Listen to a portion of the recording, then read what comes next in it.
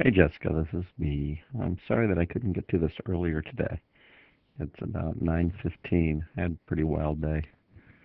All this business about getting ready to sell the company occupies the day pretty thoroughly. Anyway, I really like this essay. Very descriptive, which is what descriptive essays ought to be. And I like the specificity, proper names of things, place names, all those sorts of things. I think are excellent. The specificity on 12 foot long, gray, and so forth. This, I think, doesn't need to be there, that apostrophe, so, little tiny things like that. Um, so just kind of looking through it, just looking at little punctuation things, I think actually having both of those gone or three commas would be correct. I kind of like just handmade square wooden ore frame. Or handmade square wooden ore frame. Maybe it is just a comma there. I like this little thing there, the river booty thing. Caught on the side. I think this is one of those phrases that maybe, whoops, let me do that more correctly. Maybe needs to be a little bit more descriptive. I take it this is like floating down or caught on the side of the river. Maybe that's the better way to say that.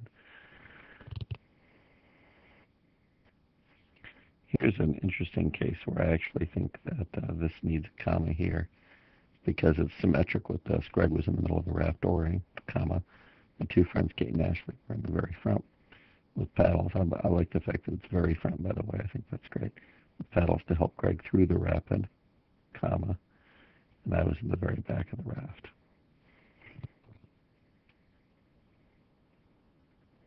I like this too. The really come to the edge of the world.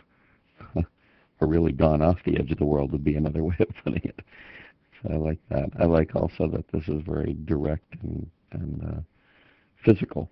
I think that's really critical. And then there's sort of this emotional, finding handholds, making sure there's this sense of anticipation. Uh, Using the phrase very quiet is very good for setting up anticipation. So like this a lot.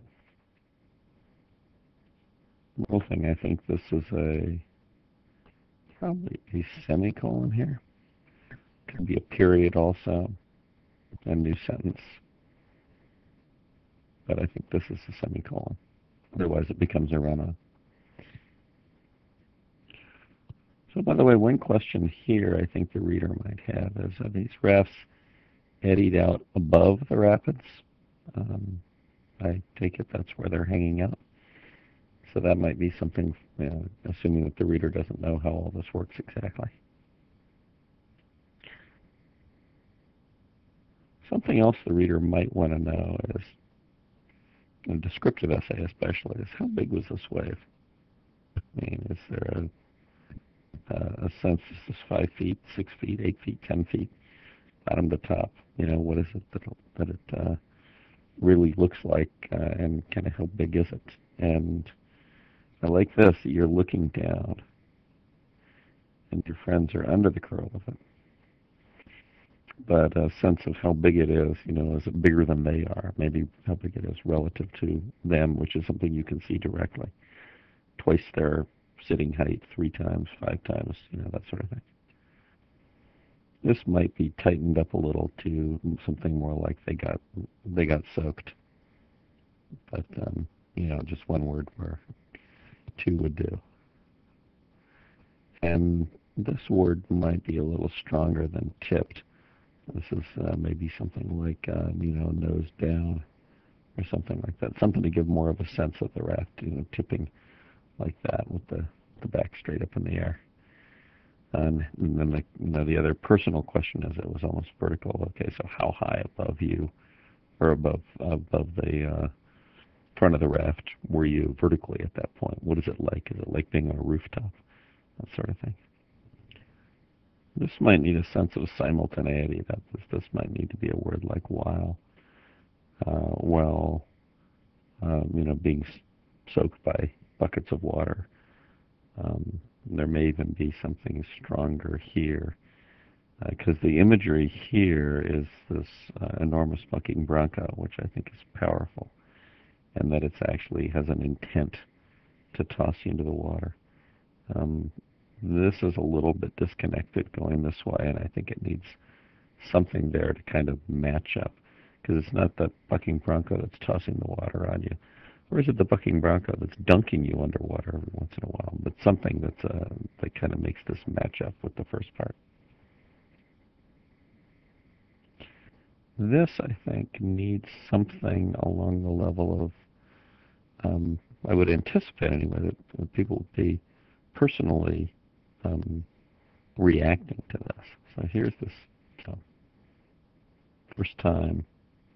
The thing the reader's curious about is, okay, so what did it mean to you? What did it mean to the other people in the boat?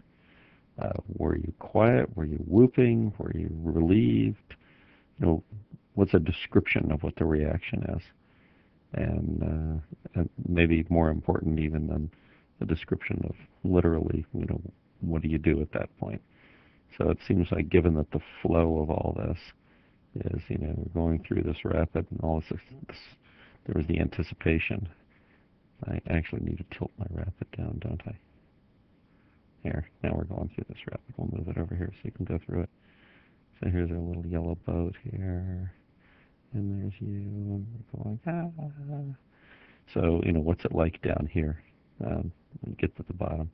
So everybody, what are they saying? What are they doing? So I think the people need to come into play here more for the ending than almost anything else, and the people's emotions, yours in particular. But, everybody's, what was it like?